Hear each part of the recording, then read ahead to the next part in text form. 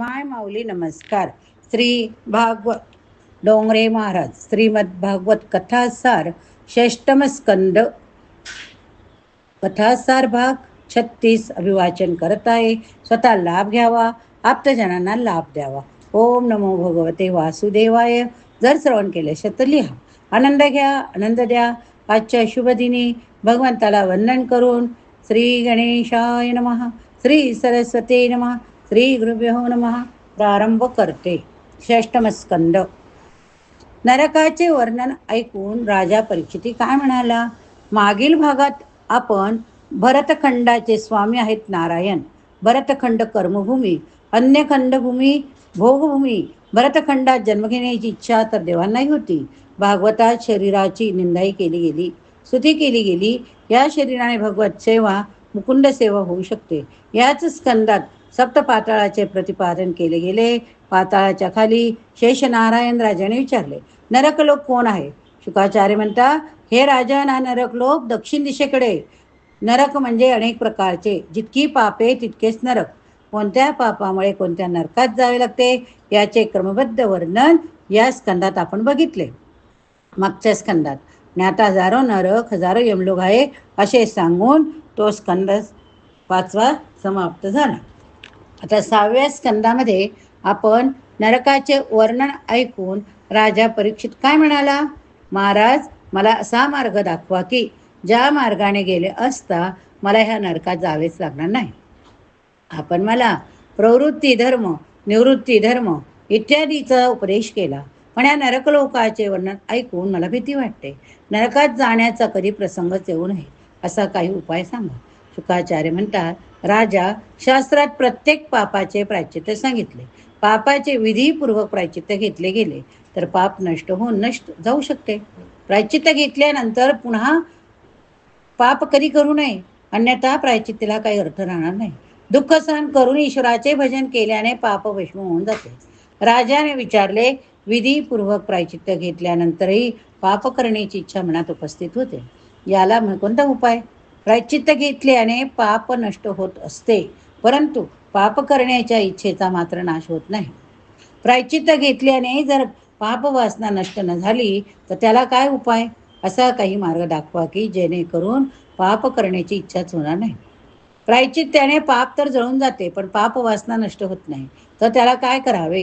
शुकाचार्य सावध करता, राजा मनावर लेश मात्रे विश्वास ठेवू नको. मन मोठे, विश्वासघातकी, त्याच्यावर अंकुश ठेवला पाहिजे. मनाला एकदा का संधी दिली तर पुन्हा पाप करण्यास प्रवृत्त होत असते. पाप वासना अज्ञानाने उत्पन्न होत असते. अज्ञानाचे मूळ अहंकार. जी व्यक्ती भगवान श्रीकृष्णाला प्राणार्पण करीत असते तिला पाप करण्याची इच्छा होत नाही. तिचा अहंकार नष्ट होत असतो. तप, मन, इंद्रिय यांची एकाग्रता, ब्रह्मचर्य, शम मनाचा नियम, दम, बाह्य इंद्रियांचे नियमन, मनाची स्थिरता, दान, सत्य, शौच, यम नियम इत्यादींनी पापाची वासना नष्ट होत असते. पण हे परीक्षिती ती भगवंताला आत्मसमर्पण केल्याने, भगवंताच्या भक्ताची सेवा केल्याने जी शुद्धी पापी जनांची होते ती तपश्चर्यादींनी होत नाही.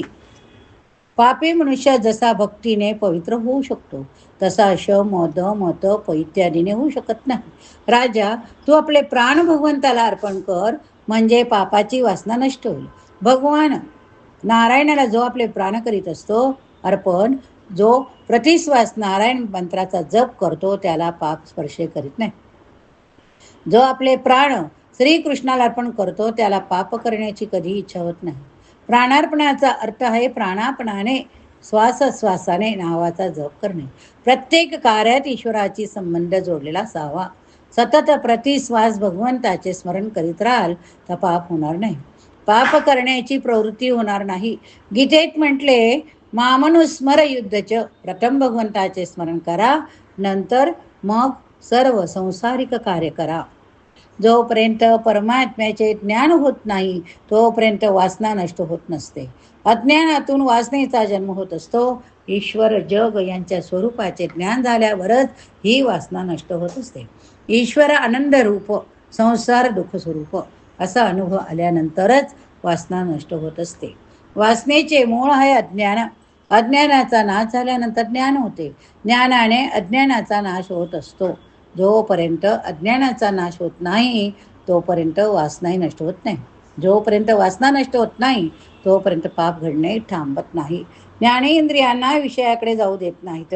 पण ज्यांचा वासनाक्षय होत नसतो, इंद्रियांना दाबल्याने नव्हे प्रभूकडे त्यांना वळण्यानेच वासनेचा क्षय होऊ शकतो. प्रत्येक इंद्रियाला परमेश्वराकडे वळल्याने वासनेचा नाश होतो.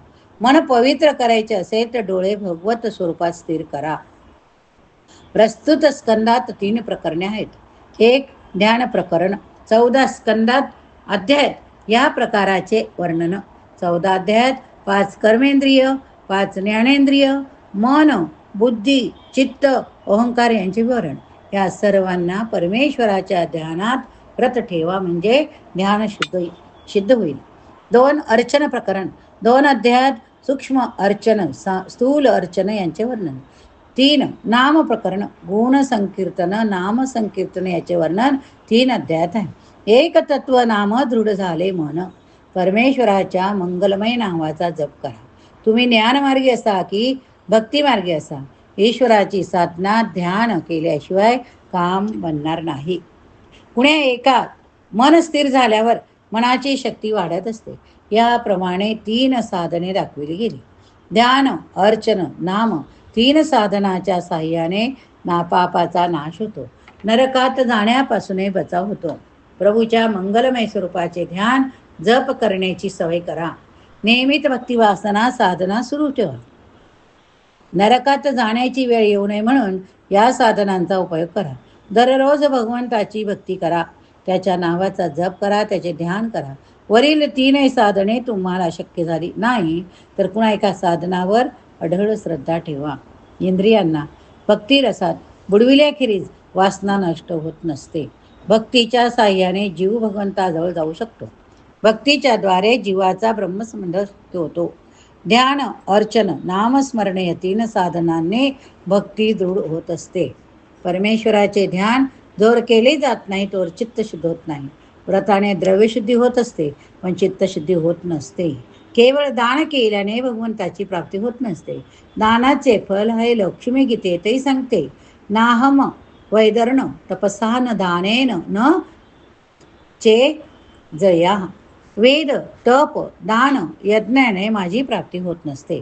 भगवंताच्या ध्यानाने मनाची शुद्धी होत असते. म्हणून दररोज ध्यान करण्याची आवश्यकता आहे. ध्यानात एकाग्रता न झाली तर नामस्मरणाची आवश्यकता असते. ही 3 साधने एकसाथ शक्य झाली तर हरकत नाही, पण कोणत्याही एका साधनाचा अवलंब तर करावाच लागतो. साधना वाचून सिद्धीची प्राप्ती शक्य नसते. माणसाने प्रथम आपल्या जीवनाचे ध्येय निश्चित करणे अत्यंत आवश्यक. नावाड्या वाचून जशी नौका तसे ध्येयाविना जीवन मानावे. ध्येय निश्चित करून ते साधण्याकरिता साधन करा. या कलियुगात कुणी अधिक तर कुणी करू शकत नाही, म्हणून नामस्मरणाचा आश्रय घेतला पाहिजे. कलियुगात नामस्मरण प्रधान मानले गेले. अदृश्य वस्तूचे नाम जपल्याने त्या नामाचे स्वरूप प्रगट होईल. प्रत्यक्ष साक्षात्कार होईपर्यंत प्रभूचे नामस्मरण चालू ठेवले तर एक ना एक दिवस प्रभूचा साक्षात्कार अवश्य होईल.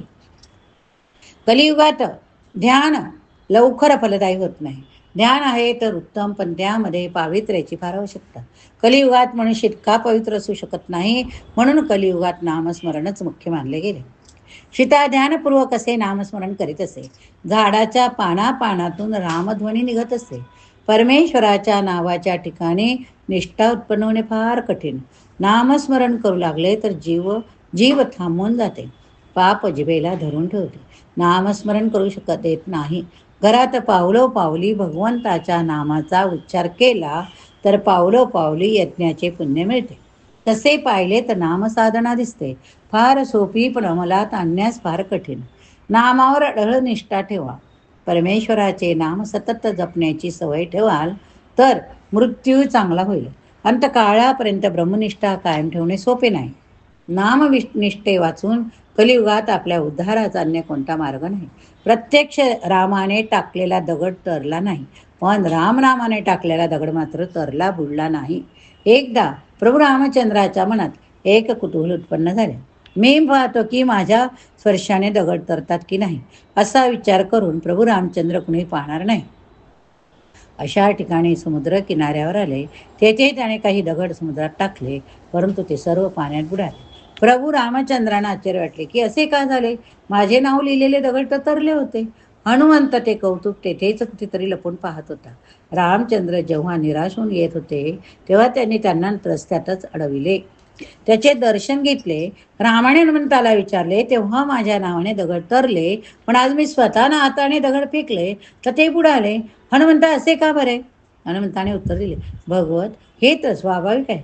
ज्याला प्रभू रामचंद्र स्वतः फेकून देतात, तिरस्कृत करतात, त्याला कोण बरे तारू शकेल? ज्याला प्रभू रामचंद्र फेकून देतील, ज्याचा त्याग करतील, ज्याला सोडून देतील, त्याला तर बुडावेच लागेल. त्या दगडांना आपणच हातातून टाकून दिले म्हणून ते बुडाले. ज्याला प्रभू रामचंद्र फेकून देतील, ज्याचा त्याग करतील, ज्याला सोडून देतील, त्याला तर बुडावेच लागेल. त्या दगडांना आपणच हातातून टाकून दिले म्हणून ते बुडाले. ज्याला आपण आपला म्हणविता, ज्याचा स्वीकार करता, तो कधी बुडू शकत नाही. ज्या दगडांनी समुद्रावर सेतू बांधला गेला, त्याच्यावर आपले श्रीराम असे नाव लिहिले गेले होते, म्हणून ते तरले. जी शक्ती आपल्या नावात, ती भगवंत आपल्या हातात नाही. राम नामात जी शक्ती, ती स्वतः रामातही नाही. श्रीरामांनी आपल्या जीवनात काही जीवांचा उद्धार केला होता, परंतु त्याच्या नावाने आजपर्यंत अनेकांना उद्धार झाला नाही. नाम जपाचा महिमा काही निराळा. जपाने कुंडलीतील ग्रही बदलू जातात. आम्ही आणखी काय सांगावे? तुलसीदासांच ऐका ना. मंत्र महामती विषय न्याहलके, मेटल कठीण कुंक भालके, भाव कुभाव अनकालकौ, नाम जपत मंगल दिशी दसू. जप तर जनाबाईने केला. जनाबाई क्षणाच्या गोऱ्या करीत असे, पण त्या कुणीतरी चोरून नेत असे. जनाबाईने नामदेवाजवळ तक्रार केली. नामदेव म्हणाले, गोऱ्या तर सर्वांच्या सारख्या असतात, पण तुझ्या गोऱ्या कशा ओळखू येतील? जनाबाई काय म्हणाली, हो, ही तर फार सोपी गोष्ट. एक एक गौरी कानासी लावावी.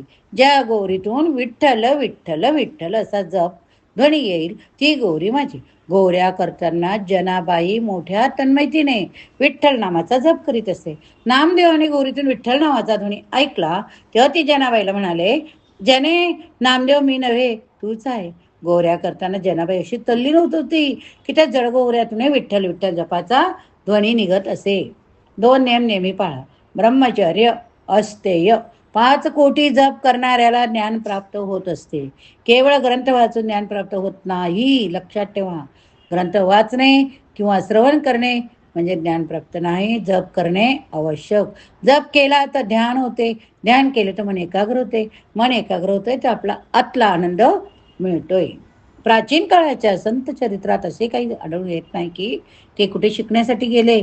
भगवत भक्तीने चित्तशुद्धी झाल्यानंतर त्यांना आंतरिक स्वयंस्फूर्तीने ज्ञान प्राप्त होत असे. पंडित शास्त्राच्या मागे धावता, मीराबाईच्या वाणीच्या मागे शास्त्र धावते.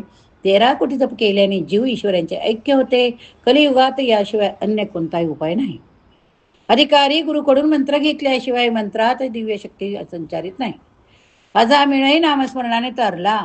वेदांताचे सिद्धांत समजणे सोपे नाही. समजल्यानंतर त्याचा अनुभव घेणे ते फार कठीण. आत्मा केवळ द्रष्टा, दुःख तर केवळ शरीरालाच होत असते.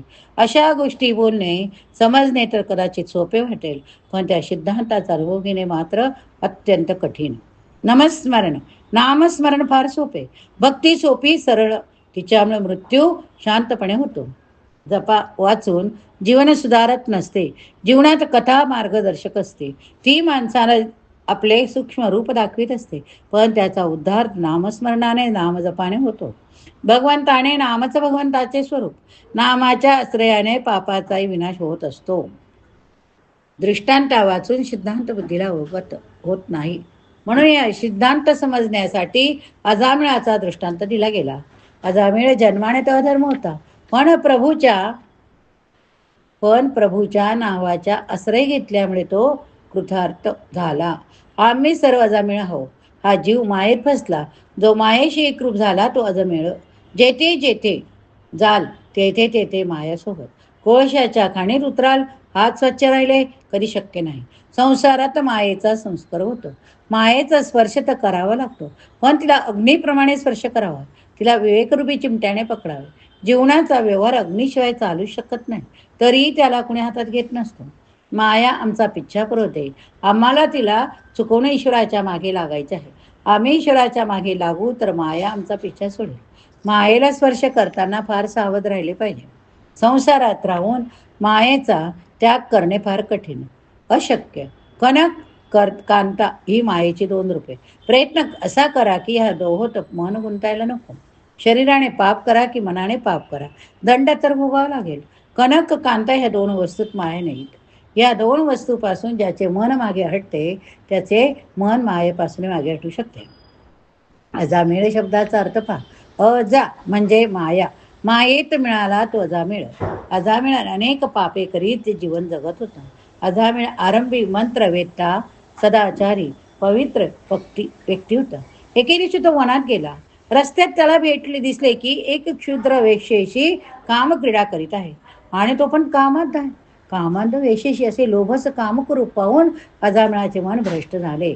अजामिळाने एकदाच पाहिले तरी त्याचे मन भ्रष्ट झाले. तर मग दर रविवारी सिनेमा पाहण्याच्या मनाची काय अवस्था होत असेल? कित्येक लोकांचा नियमच ठरला की दर रविवारी सिनेमा पाहायचा, दर रविवारी नाटक पाहायचे, दर रविवारी हॉटेल जायचे. कित्येक लोक आपली लहान लहान मुले सोबत घेऊन जाता. आपण तर बिघडता, पण आपल्यासोबत आपली संतती बिघडवता.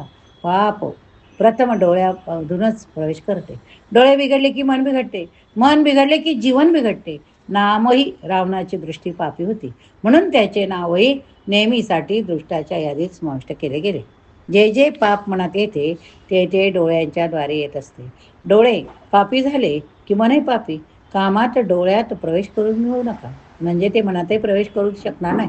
मानव शरीराने नव्हे, मनाने डोळ्यांनी अनेक पाप करीत असतो. वेश्येला पाहिल्याबरोबरच अजामिळ कामात झाला. कारणाशिवाय कुणाकडेही पाहू नका. डोळ्यांच्या द्वारे सर्व पापे प्रवेश करीत असतात. अजामिळ वेश्येच्या घरी गेला. तिला समजावून आपल्या घरी घेऊन आला. पापाचरण करू लागला. एकदा फिरत फिरत काही साधूजन अजामिळाच्या घरी आले. वेश्येने पाहिले की संत घरी आले, त्यांना भोजन घालावे अशी तिची इच्छा. तसे पाहिले तर वेश्येचे अन्नग्रहण करण्याचा शास्त्राने निषेध केला. पण साधूंना माहीत नव्हते की ती अन्नदाती श्री वेश्या. तिने स्वयंपाक केला, त्यांनी भोजन केले. साधूजन ज्याचे अन्न ग्रहण करता त्यांचे कल्याणही करतात. वेश्येने सुचवल्यावरून अजामिळाने साधूजनांना वंदन केले. साधू म्हणाले, तुझ्या घरी भोजन तर झाले, पण दक्षिणा मात्र अजून मिळाली नाही. अजामिळ म्हणाला, महाराज, मी तुम्हाला अजून लुटले नाही, हीच माझी दक्षिणा समजा. मी कुणाही साधूला धन देत नसतो, दुसरे काही मागाल तर देईन. वेश्या गर्भवती होती. साधूंची इच्छा होती की अजामिळाचे कल्याण व्हावे, म्हणून ते म्हणाले, अजामिळा, तुला जर मुलगा झाला तर त्याचे नाव नारायण ठेव. मुलाचे नाव काय ठेवायचे? नारायण. अजामिळाने साधूंना विचारले, महाराज, मी माझ्या मुलाचे नाव नारायण ठेवले तर त्यात तुमचा कोणता लाभ? साधू म्हणाले, आमच्या देवाचे नाव नारायण, म्हणून ते नाव ऐकल्याने आम्हाला आनंद. तुला भगवंताचे स्मरण होत राहील. अजामिळ म्हणाला, ठीक आहे, माझ्या मुलाचं नाव नारायण ठेवेल. अजामिळाला मुलगा झाला, त्याचं नाव नारायण ठेवलं गेलं. संततीवर मातापित्याचे प्रेम विशेष असतं, स्वाभाविक असतं. अजामिळ वारंवार नारायणाला हाक मारित असे. नारायणाचे नाव उच्चारण्याची त्याला सवय होती. अतिशय पापी, अतिशय कामी व्यक्ती म्हणजे आपले पूर्ण आयुष्य जगू शकत नसते. अजामिळाचे अजून 12 वर्ष आयुष्य शिल्लक होते, तरी यमदूत त्याला नेण्यास आले. मृत्यू काळ जवळ आला. आपला लहान मुलगा नारायणावर त्याची फार प्रीती, म्हणून त्याने त्याचे नाव घेऊन त्याला हाक मारू लागला, नारायण, नारायण, नारायण. भोजन, द्रव्य, कामसुख, स्थान, संतती, पुस्तके यात जीव गुंतलेला असतो. माता पित्याचे मन आपल्या शेवटच्या अपत्यात अधिक गुंतलेले असते. दररोजच्या सवयीनुसार अजामिळाने नाव घेऊन नारायणाला अनेक वेळा हाक मारले. त्याचा नारायण तर आला नाही, पण तेथे विष्णुदूत येऊन पोचले. ते यमदूताला म्हणाले, अजामिळाला सोडून द्या. यमदूत म्हणाले, अजामिळाचे जीवन भ्रष्ट आहे, म्हणून तो जगण्यास अपात्र आहे. विष्णुदूत म्हणाले, खरे, अजामिळाने पाप केले, पण देवाने नाव घेऊन त्याने आपले पाप धुवून टाकले, पापाचे प्रायश्चित्त घेतले. या कारणाने त्याची काही पापे जळून गेली, म्हणून आता त्याला जगू द्या. त्याच्या आयुष्याची 12 वर्ष अजून उरलेली आहे. यमदूत म्हणाले, अजामिळाने नारायण जर आपले वैकुंठवासी भगवंताला नव्हे तर आपल्या मुलाला हाका मारू लागला. विष्णुदूत म्हणाले, त्याच्या तोंडातून अजानताच देवाचे नाव निघाले. अग्नीवर न कळता पाय पडला तरी चटका लागल्याशिवाय राहत नाही. तसे अजानताच कोणत्याही मिशाने देवाचे नाव घेतल्याने कल्याण होते. देवाचे नाव न कळताही घेतले तरी त्याचे फळ मिळते. नजामिळाने भलेही आपल्या मुलाला बोलविण्यासाठी नारायण म्हणून हाका मारल्या, परंतु त्या निमित्ताने देवाच्या नावाचा उच्चार त्याच्या तोंडून निघाला. मोठमोठे महापंडित महापुरुष हे जाणतात की संकेताने प्रयासाने संगीताचे आलाप घेताना कोणाची अवहेलना करतानाही जर भगवंताच्या नावाचा उच्चार झाला तर उच्चारण्याचे पाप नष्ट होते. खाली पडताना, पाय घसरून पडताना, हात पाय मोडले असताना कोणत्याही विपत्तीत भगवंताचे श्रीहरी श्रीहरी या नावाचा जो उच्चार करतो तो नरकात जात नाही. पडले असता किती दुःख झाले तरी हाय न करता हरी हरी हरी हरी म्हणा. चुलीवरचे दूध जेव्हा होत जाते तेव्हा आपल्या माता हाच तोफा अरे रे रे अरे रे रे म्हणतात, पण हाय हाय म्हणूनच काय उपयोग. त्याऐवजी हरिहरी म्हणा. अजानताई हरिहरी म्हटल्याने यज्ञाचे फळ तर मिळते, नाहीतर अग्नीला कोण आहुती देतो. हाय नव्हे हरी म्हणा. अरे करण्याने न कळतही भगवंताचे स्मरण होईल, जप पूर्ण होईल. या ठिकाणी हा भाग संपवूया. पुढील भागात पुढील उर्वरित भाग बघूया. ओम नमो भगवते वासुदेवाय सच्चिदानंद रूपाय विश्वोत्पत्त्यादि हेतवे तापत्रय विनाशाय श्रीकृष्णाय वयं नमः.